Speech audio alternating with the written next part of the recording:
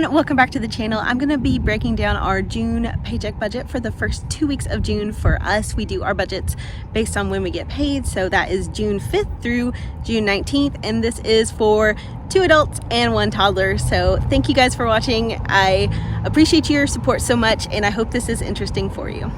Let's hop in and look at the last paycheck budget. This was the end of May. It was the final paycheck that went from May 20th to June 4th. We did really well with this budget. The only thing that went over really was our laundry room redo. We've spent more on that, and we still have a couple more things to buy and a lot of work to do. I'm going to try to use rewards and points from the apps that I use to get the gift cards to buy the rest of the stuff for that. So I'm hoping we don't spend any more actual money, but overall we did pretty good. We were $2 over on this budget. Overall, we did spend less in gas to make up for the overage in the laundry room makeover, but we did overall spend $2 more, so that ate into our checking account buffer, which isn't great, but it's not the worst thing that's ever happened. It is also why I always include a small amount to leave as a buffer in our checking account for when we don't get the numbers exactly right. So having that cushion in the checking account really helps.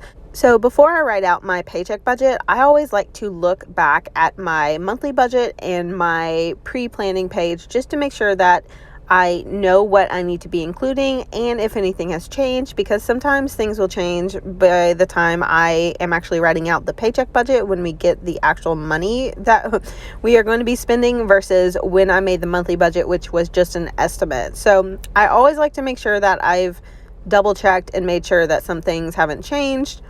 And quite often something has changed, or we've changed our mind on the number or the amount that we were going to spend on something, but we always just like to look back and see if that is something that we've changed our minds on or not before we write it down for our actual paycheck budget when we get our income. So this paycheck budget is for June 5th through June 19th. I'll probably be publishing it pretty late, but I am writing it out on June 5th, so that does help me because I like to know when I get the money in our bank account from our actual paychecks where that money needs to go. So regardless of if you see it on YouTube or not, I always like to have it written out in front of me because it gives me a sense of surety and security, and it just feels better to have a plan when there's money in the account so that we know what to do with it.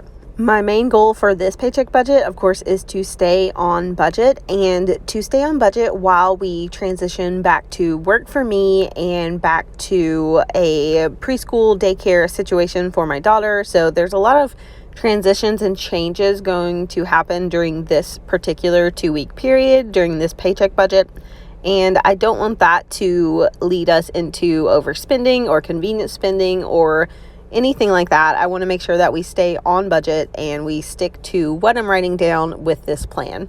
Our income from this paycheck with our salary is going to be $2,721, and then my side hustle working with a few clients for website work is going to be $200 that I'm estimating. I've decided not to include my online income in my paycheck budgets because my online income is for one goal only at a time. So all of that income after taxes goes straight toward debt payment. So that's just kind of an easier way. So I'm not intermingling it.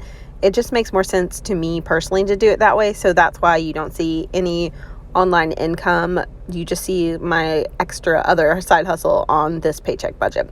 So let's get started with the things that we are going to do to pay ourselves first and keep money in our ecosystem. So we are building for our future so that we are going to be having the future that we want. So number one, we're going to save into our emergency fund, $50.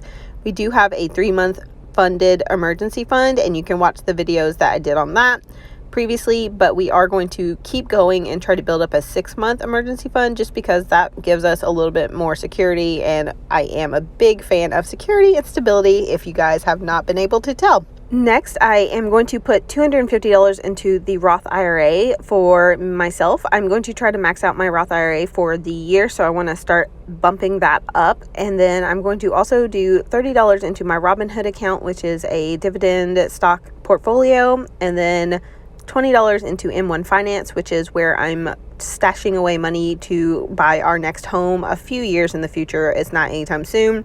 Then we are also going to be doing a $221 debt payment this paycheck because I do have a debt payment due, even though we are refinancing that loan. The timing of it's not really exactly right, and instead of making a late payment or missing a payment, I'm just going to go ahead and pay it. So the total amount for all of this is $571. We are trying to make sure that we focus our priorities on these things first. So we're saving for the things that we need, we are investing, we are paying off debt, we're doing the things that we need to do to better our future. Next, I'm going to plan out our fixed expenses. These are basically our monthly bills that are pretty much set in stone and how much we are going to be paying for them. So our mortgage, we are people that do our mortgage bi-weekly, and we have not set that up with our new loan, but I'm going to stay in the habit. So that $650 is going to go into a savings account for us until we're ready to pay our mortgage payment. Then we have a daycare expense now. Daycare is back in the budget, and that's going to be $305. I wish it was $3. $305. Therapy for me is going to be $130 for my standing biweekly session, which is pretty much a non-negotiable bill for us at this point. And life insurance, I now have life insurance on myself. I have a $300,000 policy on me, so my daughter will be taken care of if anything happens to me. That is $33 a month. And then we do have some medications that we pay for now that are going to be $20 for this paycheck, and then I think we'll have another one in the next paycheck. So we do have more medications now, and instead of using an FSA card, we just do it out of our regular budget. Then we do have a Netflix bill that is due, and it is $15 for that. We don't have a lot of subscriptions, but I think when I go back to work, I may end up paying for Spotify Premium. I tested it out with a trial before, and I really enjoyed it, so I may end up paying for that. It's, I think, $10 or $11 a month, and I think that might be worth it. So I may end up paying for Spotify Premium as a bill when I go back to work, just to make sure I can more easily listen to music without ads and things popping up. The final total for everything that we are spending on bills is $1,153. That leaves us with $1,197 to cover our sinking funds and variable expenses for the month. So that is my favorite way to do budgeting right now. So we take care of the things that are important first, and then we spend the rest after. With our first paycheck of the month, we always like to do our most important sinking funds. So we are going to put $75 into our car insurance, and then we are also going to put $50 into our sinking fund for phones. We have cut both of those bills down so much. They have put so much room in our monthly budget. It's kind of crazy. I love doing sinking funds for these things and having that lower bill. If you pay for everything up front, it just makes things so much cheaper, because the companies that are charging you so much per month, they are not providing that much of a better service. Also, I will link everything that we use down in the description box below. So if you want to use any of the same companies, I will link all of those down below with either my referral or affiliate link. So I do probably get a commission if you use them, but they are all things that we personally obviously use in our own daily lives. So I am never going to feel bad about promoting stuff that I actually pay for and use and love. So anyway, those will be in the description box. And then we are going to put $25 in our house sinking fund for some repairs and such, and then pay for our life insurance. For my husband, it is $35.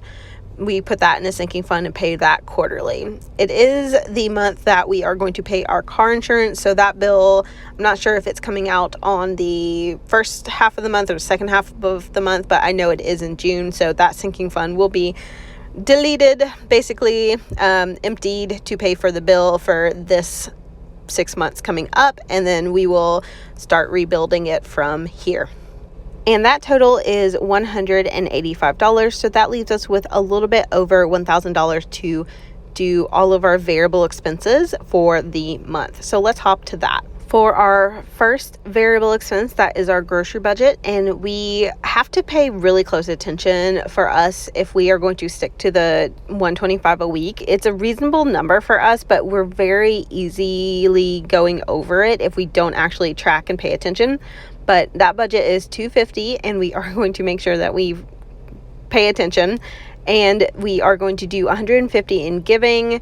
That is a little bit less than we had planned at the beginning of the month. And then for gas, $50. My husband gets $100 in personal money to spend on anything he wants, and then I get $50 for anything I want. And we are buying a car rack for our new car to transport kayaks. We have kayaks that we've had for years now, and to be able to take them to the river on our own without having to borrow a truck or something from friends, we do need a car rack. So $400 estimated for that purchase, and I will let you know if it is over. We are looking at different ones to fit the specific model car we have.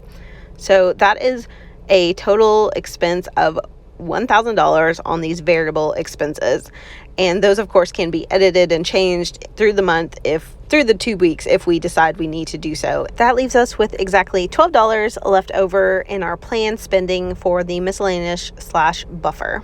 That's it for me. I'll catch you for the next budget, and I hope that your budgeting journey is going well and that you have money for everything that you are wanting to pay for this paycheck period.